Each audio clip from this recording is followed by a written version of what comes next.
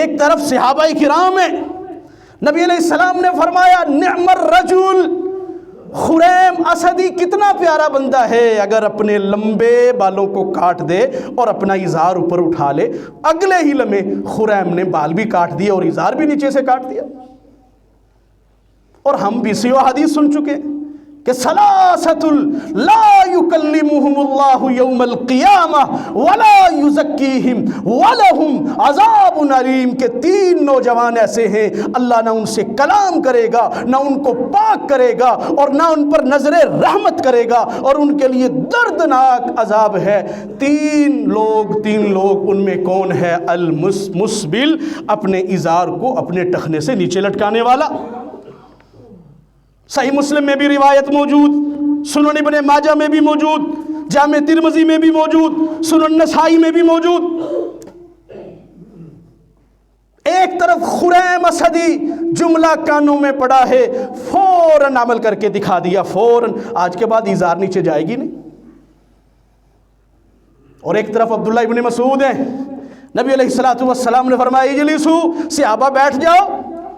دروازے میں کھڑے تھے مسجد کے، علی باب المسجدی، مسجد کے دروازے پر ہیں۔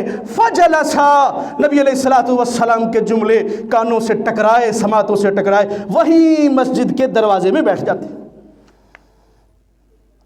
نبی علیہ السلام نے دوران نماز اپنے جوتے اتار دیے، صحابہ نے سوچ سمجھ کے فوراً سے پہلے امام الانبیاء نے اتار دیے تو آپ ہمارے لیے مقتدائیں،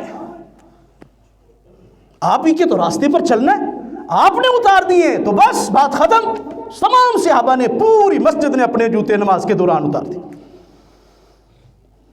اللہ تعالی ہم سب کو نبی علیہ السلام اور اللہ ذوالجلال والاکرام کا صحیح اطاعت و فرما برداری کرنے والا مسلمان بنائے۔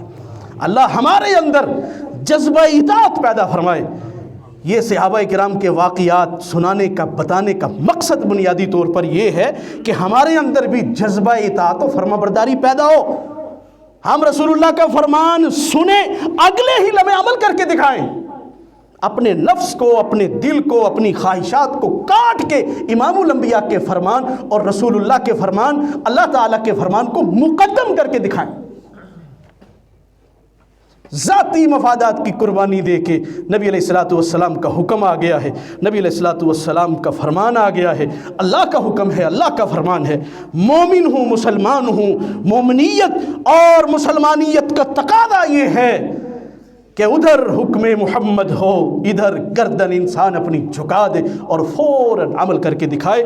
اللہ سب سے پہلے مجھے، آپ کو، ہم سب کو اللہ توفیق عطا فرمائے۔ وآخر دعوانا ان الحمد للہ۔